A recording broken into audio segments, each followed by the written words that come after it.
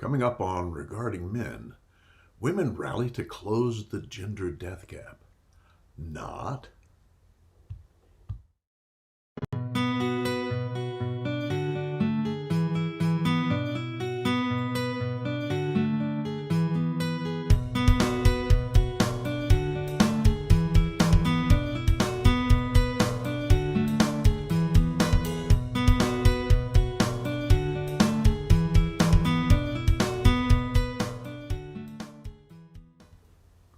Hey friends, welcome to Regarding Men, where we hold men in high regard and where red pill isolation comes to die. I'm Janice Fiamengo, and I'm joined by two good friends, my best friends in the men's rights movement, and they are Tom Golden of Men Are Good. Men Are Good. And Paul Elam of paulelam.com. Yes, they are. And we're talking today about the gender death gap. And we're going to start by talking about an article that was published in the New York Times by a woman with the unlikely name of Julie Bossman. I wonder if she created that title, for that name for herself. And there's the title of the article, "The Other Half of My Soul, Widows of COVID-19, Bond Over Sudden Loss." So as the title suggests, this is an article about women whose husbands have died from or with COVID-19 and their response to that loss. And well, as we'll get into when we discuss the article, it's maybe not as bad as it could have been, but I think it is a remarkable illustration of the manner in which men's pain, and in fact, in this case, the death of men, is minimized in our culture, something we've talked about a lot, and the way in which women's pain, or in this case also, it seems, inconvenience, frustration, sense of frustrated entitlement, all of that is magnified. One would expect that this would be an article about the extraordinary fact of the greater death rate of men with COVID and the horror of that, as well as about the widows' pain and loss and their mourning of these men. But I think when we get into it, one sees that it isn't actually about the former, the tragedy of men's deaths very much at all. And every time that is mentioned, which isn't very much, it's minimized in various ways. So we see once again, really the extraordinary way in which the elite members of our culture really want to send the message that men's death doesn't matter that much, and that all of our empathy and our concern should always go to women, no matter what the circumstance. We've got the joke that runs in the men's rights movement about, comet hits Earth and destroys all life, women most affected. And this is one of those cases written in spades, really. And then we're going to end by looking at a couple of charts that our good friend Mark Perry at the American Enterprise Institute, who does a lot of work about our massive denial about male sacrifice and male suffering. He's got a couple charts also about fatalities on the job and the incredible disproportion of male to female fatalities that is, I bet most people don't know about, and that is never an emphasis of public discussion. So I think that's our that's going to be it for today. It's a lot of pretty meaty stuff, actually. So maybe we should start looking at the article and look. We've got some paragraphs that we've picked out. Pull some paragraphs. Let's see what we got. Yeah, so this is the beginning, I think. More than 340,000 people have died of the coronavirus in the United States.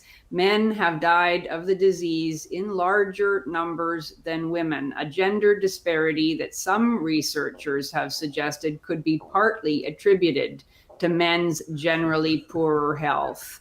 That has left untold thousands of spouses suddenly widowed by the virus.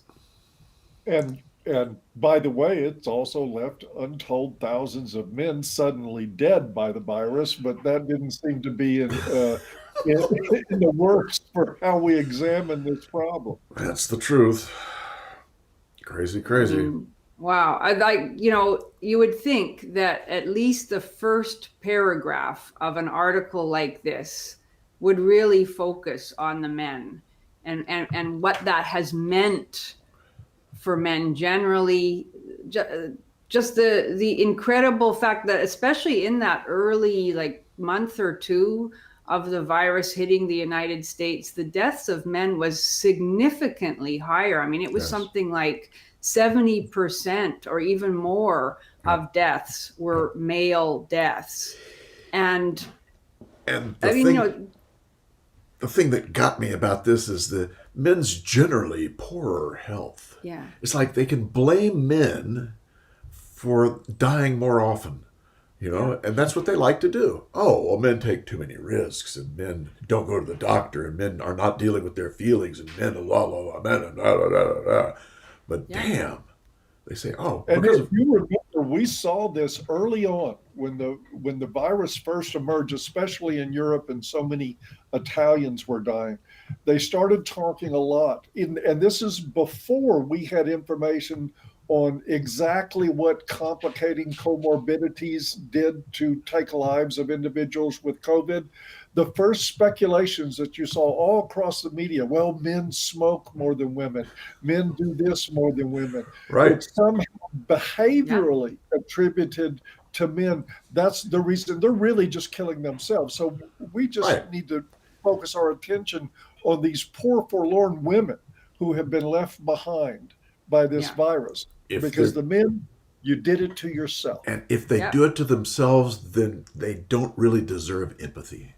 No, they don't deserve any empathy. We don't have to mourn them. We don't have to care about the fact that we're dead, that they're dead. We shouldn't, in fact, because it's their own fault. I mean, I remember that too. Like, it was shocking how quickly that narrative kicked in. I remember seeing an interview with this woman, Carolyn, now I'm going to forget her name. It's a weird Criadad something. Remember, we talked about her, and I think that discussion of ours got messed up technically, and it never aired actually, but it was between her and that other fellow, the genetics researcher. His name is Sharon Moalem, and he actually has a book out on the genetic superiority of women. He argues that it's solely because of women's double X chromosome, which gives them a greater immune response.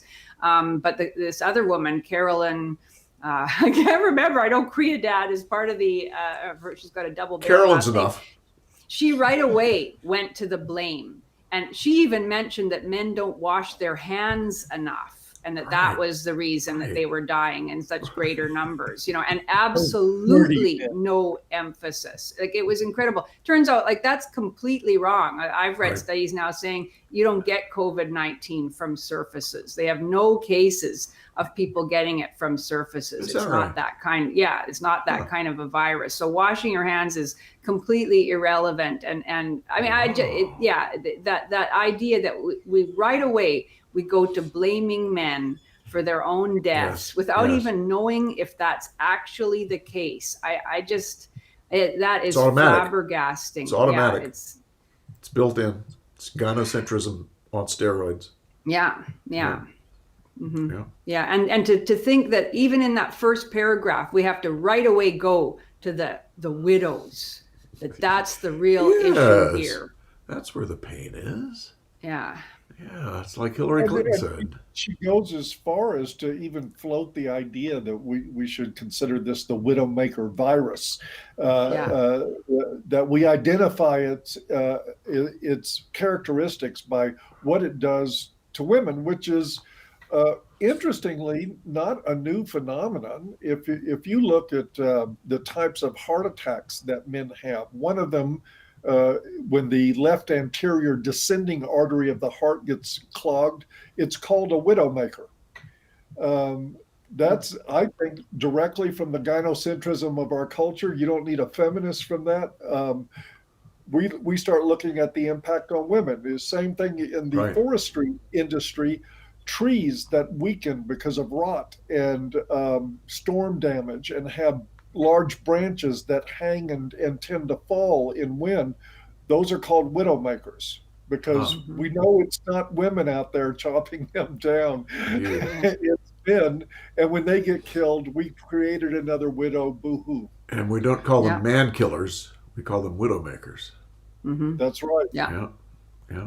Yeah. Absolutely unimaginable in reverse. Something that was killing women in enormous numbers, and the statement being made, geez, there's an awful lot of men out there who don't have their wives around to look after them anymore. Isn't that awful for the men?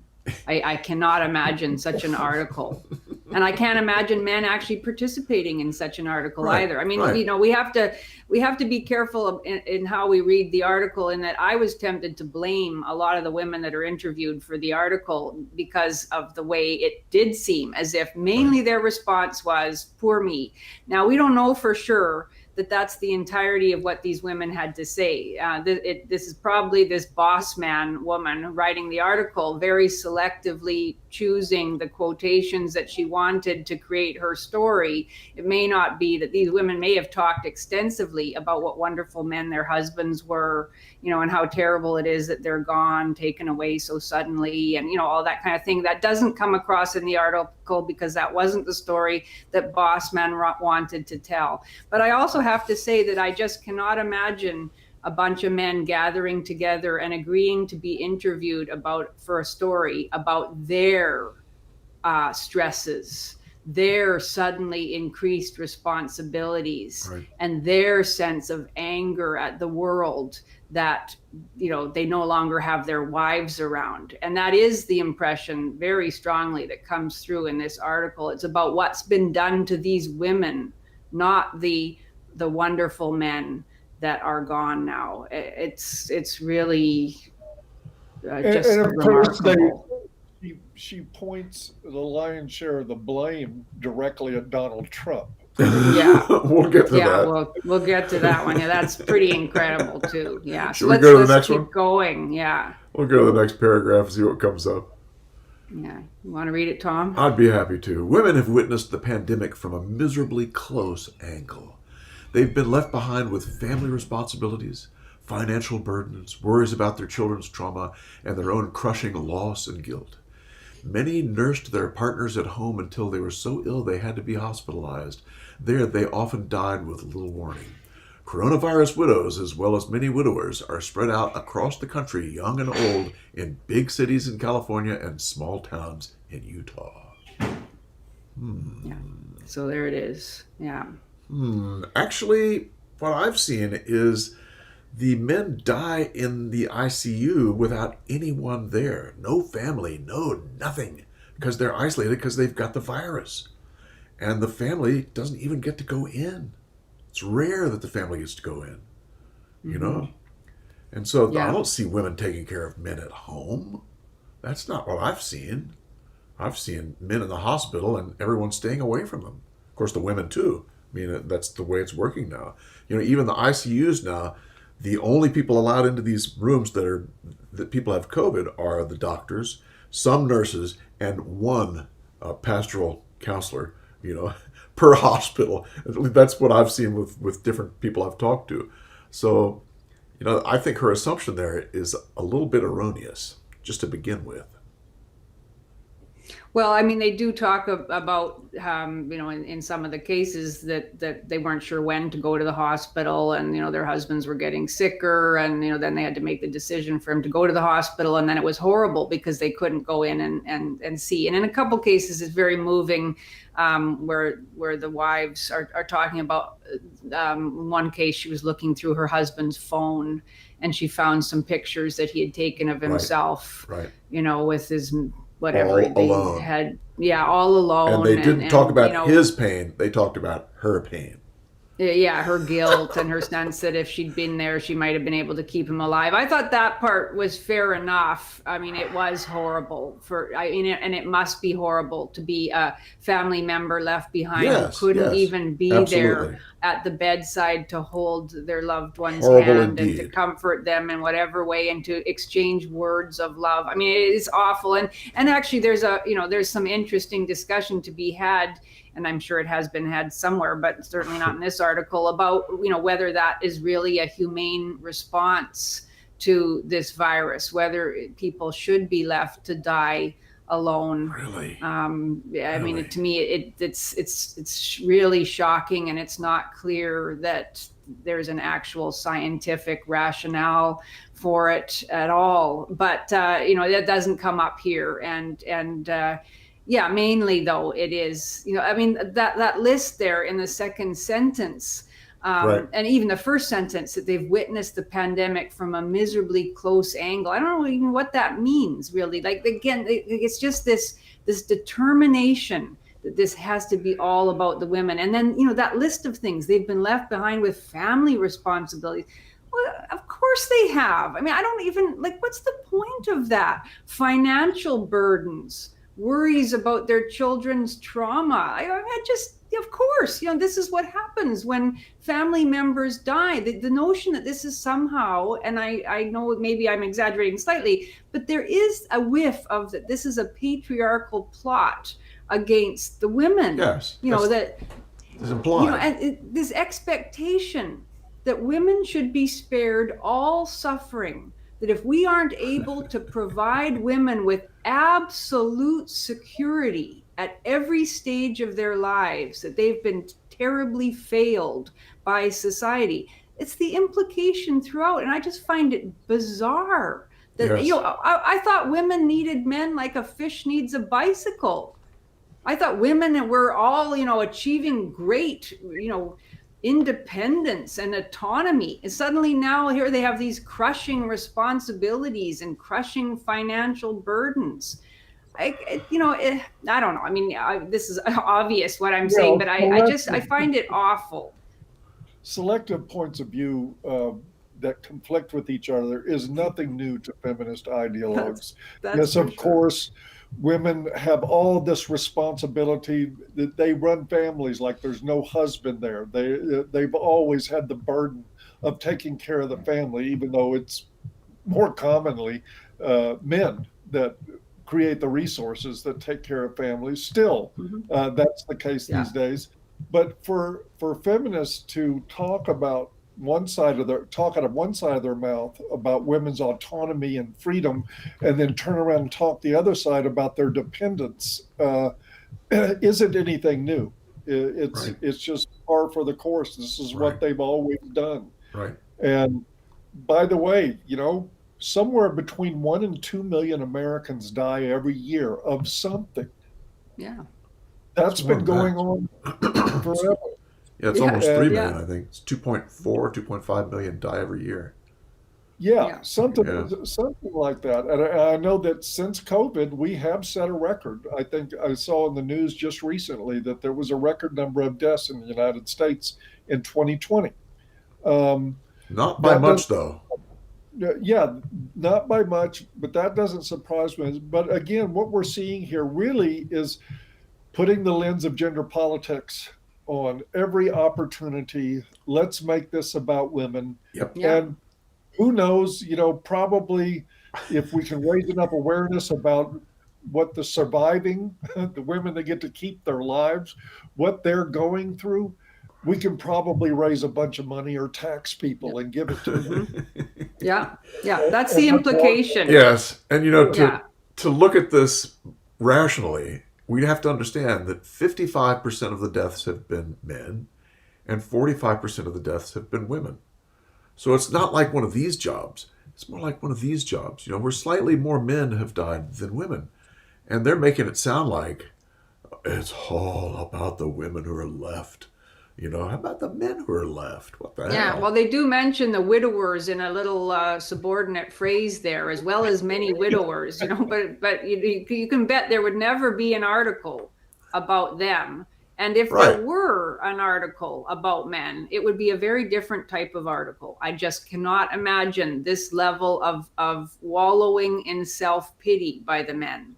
The men would be talking about the wonderful women Yes. that they have lost. Yes. They would be memorializing Exactly, those women. Janice. And although there was a little bit of that, and again, maybe those women did speak about those things and it never made it into the article. So I don't mean anything against these women. I'm just talking about the sort of fictional characters that have been created by Julie Bossman. But that is not the emphasis of the article by a long shot. There's a little bit in there about one woman who gets up in the morning and she tries to get out of bed. I mean, it's very touching, actually. She tries to get out of bed quietly so she doesn't disturb her husband, because she's in that moment of waking and getting up, she still imagines he might be there, and then she realizes he's not. So every day she has to remind herself. And that's, it's really It is painful. Yeah, but it's painful for wonderful. both men and women, and they talk about women's pain, but not men's. And I just think there's something so crass in the conflation of that and all this other stuff about, how the women have been, all the burdens on the women, it has no place in an article honoring loss, if that's what this was going to be. Otherwise, to politicize it in this way, as Paul says, to make it almost as if society needs to do stuff. We need to raise money so that these women will not have any burdens at all. I find it grotesque. Yeah. And I have to admit something here. I worked with grieving people for, 35, 40 years. And so I'm loaded for bear with this article, because I saw for that length of time how women would get compassion and men would get jack shit. So a part of me is just ready to blow holes in anything, because I've seen this over and over and over again for years and years. The women, how are you? What can we do to help? What's wrong? La, la, la. And the men, how's your wife holding up? It's like, oh God. No kidding, man. I'm telling you, that's. I know. I saw it. I mean, it's so clear, and the men just sort of smile at it and go, "What the hell?" I don't think anybody in this discussion either is a stranger to the idea that what you say to mainstream reporters and journalists and what they write are two very different things. It's so true. Sure that there are many of those women who truly miss the companionship and the love of their husbands and the role of the fathers in the family, and the stabilizing influence of that, and they really need that. But that will never, in the mainstream today, that'll never get written about. Right. It's a good point. Never really be touched. That's a good point. Yeah. Let's keep going. Let's see if I can get the right one here. Shall I read this? Read it up, Paul. Please. A report published in May by the Global Fund for Widows. Yes, sorry, I can't. You spit that one out. The Global Fund for Widows, a nonprofit organization based in New York, called the coronavirus a widow-making machine, an outbreak that could create unprecedented numbers of widows across the developing world. Of course, it wouldn't create widows in the undeveloped world, whatever that means. By late December, at least 163,000 men had died from the virus in the United States, compared with at least 138,000 women, according to federal data. No. Okay. Well, this is more of the same. Yeah. Yep. This is the agenda. And look at those numbers. That's 54% men, 46% women, I think. So, and I think those numbers you've seen a correction, because at the beginning, for instance, in the outset, I know that upwards of 75% of the death toll in places like Italy were men. Yeah. Mm-hmm. And of course, they were struggling to find a way to blame men for that happening. Yeah. And luckily, I think with therapeutics, that there has been an evening out of that. They're saving a lot more lives than they were in the beginning. And so now we're seeing a little bit more gender equity, but it's still, by my measure, a lot more women need to die. In order to reach equality. Yes, if we're going to have equality, we need to give women the assignment in life to risk all the exposure to the virus. They need to be the ones going to the grocery stores, going to take care of errands out in the world where they might get exposed. And if they do that enough, we might see the gender death gap close. What do you think? Yeah. Is that a great Well, idea or what? It's only fair, Paul. We kept waiting for that, didn't we, in those early days when we were first learning about That's the virus right. and We did fearing talk about it and that. everything else, you know, and the reports coming out of China and Italy about upwards, you know, more than 70% of the deaths being male. We were waiting for the calls for women to protect men and for women to take on all the frontline stuff. It never came. I never saw an article. I never saw a single article lamenting the horror of a virus that had that kind of a disproportionate death rate. I mean, Right. it never happened. I saw very mean-spirited articles about how white men were the super spreaders of society because they were the ones who took risks and they were the ones who didn't wash their hands and, you know, and they wouldn't wear masks and all those kinds of things. So an awful lot of nasty stuff about that, about blaming men both for their own deaths and then the more favored subject, which came later, risking others, you know, that, you know, wanting people to die, not caring if grandma got the virus from them because they spread it around. But never a single statement by anybody about the shocking reality of greater male vulnerability to that particular virus. Yep. Yeah, Yep. we knew it, but I mean, we knew it wouldn't come. Indeed. Yeah, so let's go Next on. one. It's yours, Janice. Sarah S. Richardson, historian at Harvard, who directs its Gender Sci Lab. I bet that churns out non-ideological and fact-based research, don't you? Said men have died of the coronavirus in greater numbers in part because of its disproportionate effect on Black men and by a surge in deaths of men early in the pandemic. I think the latter part of that is true. Even before the pandemic, she added, this is my favorite sentence of the entire essay, even before the pandemic, she added, women were more likely to be widowed than men. How Is about that another way of saying that men are more likely to die than women? Yes. Oh, yeah, that's what they meant. I knew they meant something like that. That is the pièce de résistance of gynocentrism in this ridiculous, disgusting, immoral article. Yeah, oh yeah, poor women, they've always been more likely to be widowed. Well, And wasn't this it is Hillary something- Clinton that said that women were the real victims of war? She Because- did indeed say That's it. what Yeah. I was thinking. And here it is. And why is it that women are more likely to be widowed? Well, because men die on average about 4 or 5 years earlier than women do. Did I just say that right? Men die Yes, you did. 4 And or 5 years earlier than women do. And they die And- more often and earlier from almost every disease than women do. And I we think there's still 3 have or 4 that more. are.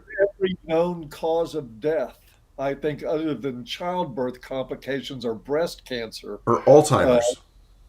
Alzheimer's. Okay. Because there's not enough men left to get Alzheimer's. Yeah, by that point. Yeah. Yes, Mhm. they die before their minds go. Yep. Yeah. Yep. Yeah. Yeah. Exactly. So I mean, well, you know, again, like beating a dead horse, perhaps, to go on about this for many of our viewers. But imagine putting it that way: women are more likely to be widowed than men.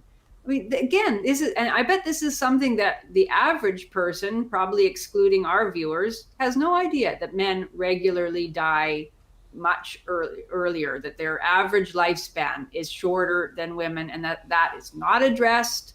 It is not a public health issue. If it were the other way around, we know that every Canadian throne speech, every presidential State of the Union address, you know, it would be mentioned as something that doctors are working on, and we're going to put government funding into it to find out the causes and to come up with solutions. But no, here it is presented as a problem for women again.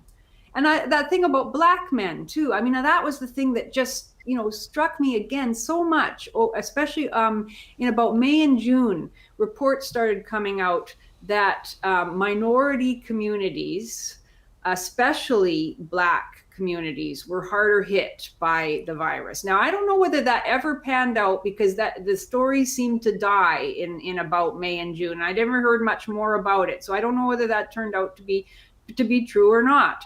That Black people, Black men in particular, I guess, have died in disproportionately higher numbers. But certainly it was presented as a horrible thing. I remember Anthony Fauci was quoted as saying that, yeah, it was because of racism. That was always at least the implication, if not the overt statement, that it was because of systemic inequalities. And many authorities stepped forward.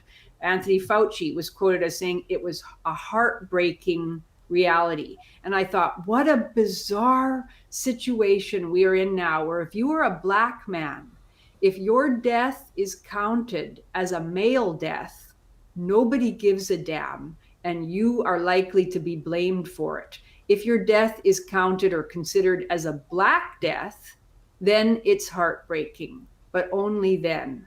What a screwed up society we live in, that's the reality of public response.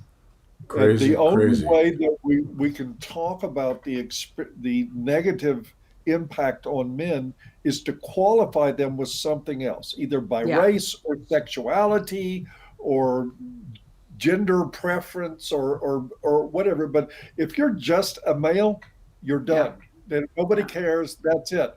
So we have to add something like skin color in order to allow people to acknowledge and recognize that some folks are higher risk, that some males are higher risk. It's pretty disgusting. And really I think there was some truth to that. I know that in the Black community, that there are more issues with blood pressure and other comorbidities that happen. Diabetes is proportionally more prevalent in Black communities than it is in white communities.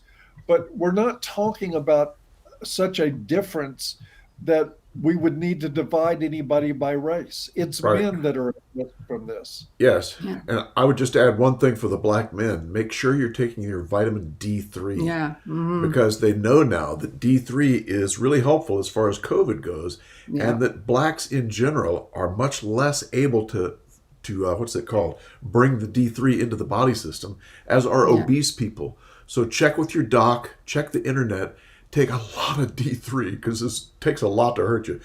So it's something to think about to be safe. People who are overweight.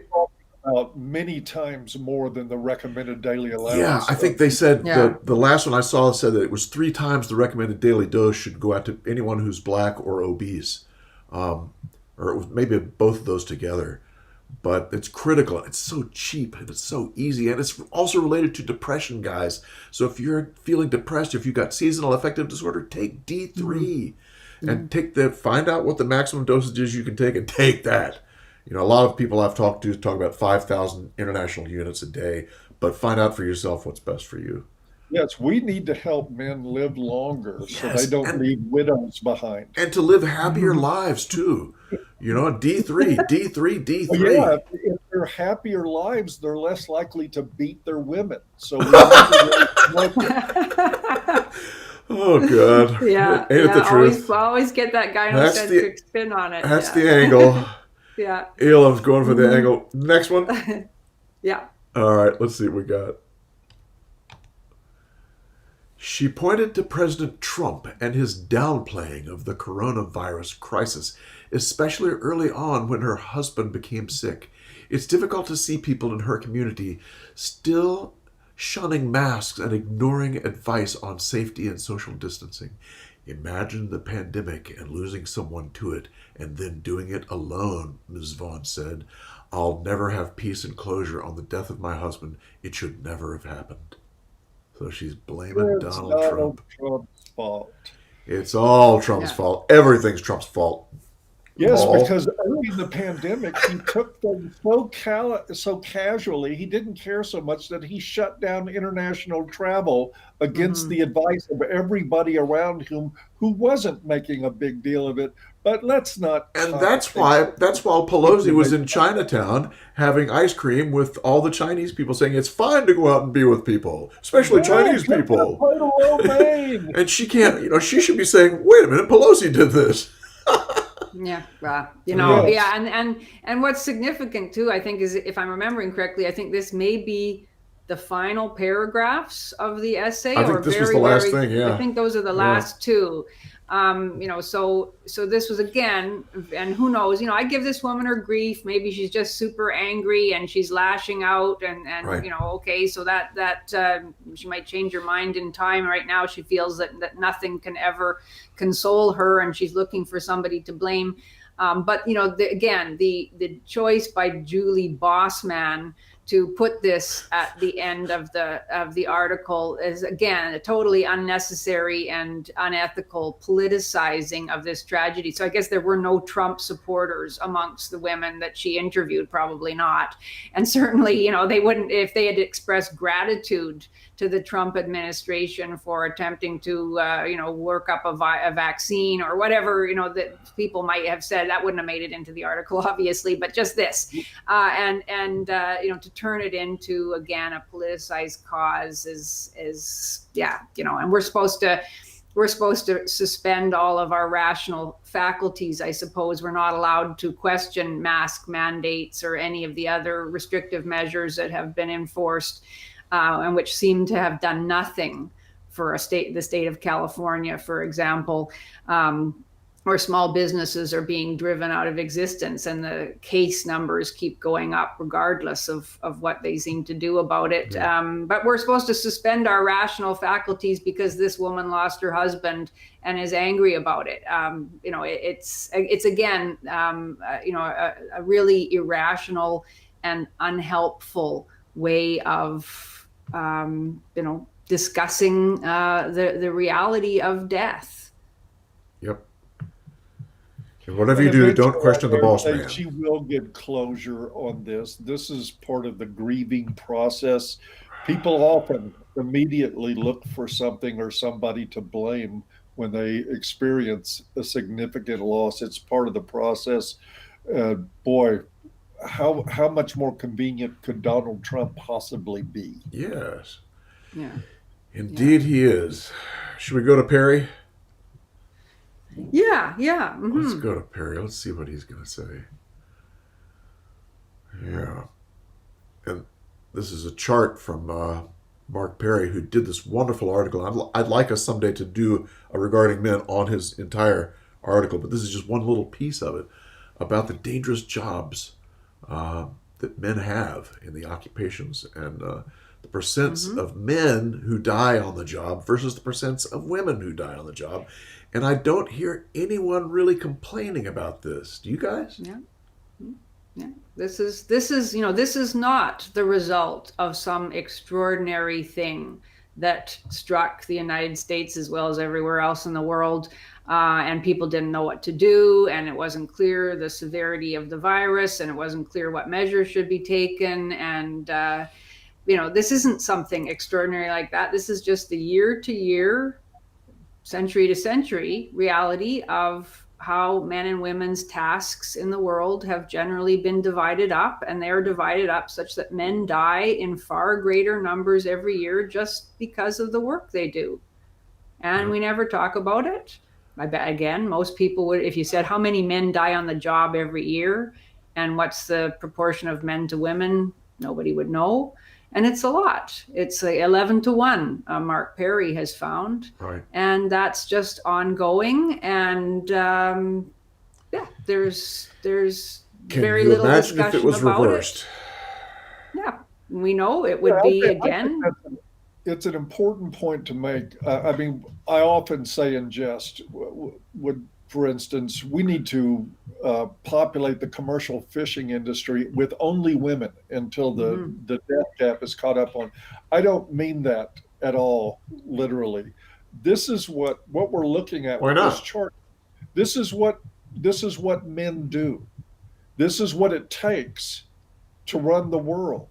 And if you look down the list of those professions, there's only one or two that any average woman would be capable of doing to Right. begin with. This is why that these are so male-dominated professions. Women can't do it, don't want to do it, whatever.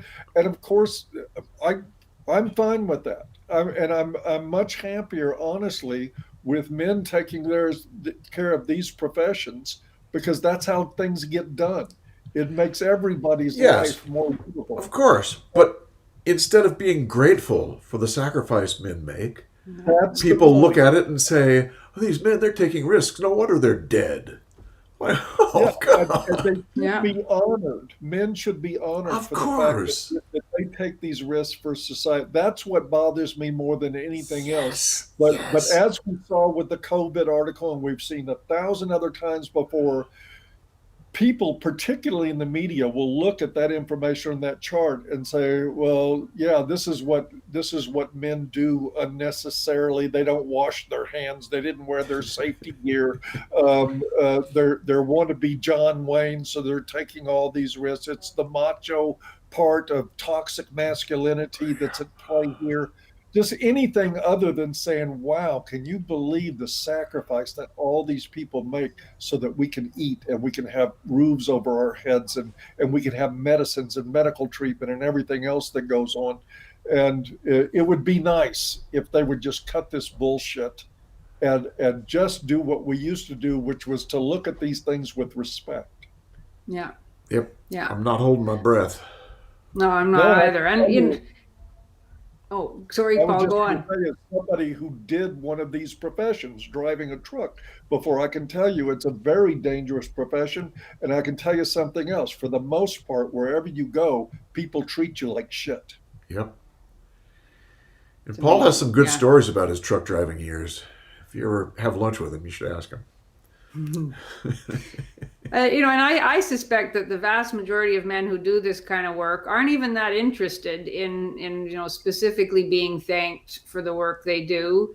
Well, my dad was a commercial fisherman, and his brother died at the age of 17 on a fishing boat. And Wow. well, I never heard my dad talk about that. And he didn't expect, to be held up as a sacred victim or anything like that, or even Huh. to be particularly honored for the fact that that was the way he chose to make his living. He loved it and enjoyed doing it. His father had done it before him in Croatia, and then did it when he immigrated to Vancouver. And my dad didn't see himself as a hero for that, but I think most men would just like to for the crap to stop, Yes. to stop being blamed for what a minority of men do wrong, and to be just generally recognized for the contributions overall that men make to keeping our societies going and to making them flourish. Like Mark Perry says, it's good to have men in the world doing all this stuff, doing what men do, doing the work that men do. Yes. And wow, what a difference it would make if we just acknowledged that and stopped pretending that men are the source of evil and only the source of evil. Yeah. Wow. It's just incredible that this is the reality of what men bring to the world. And it's Yes. great to have men here. Yep. Indeed. Should we go to the next chart?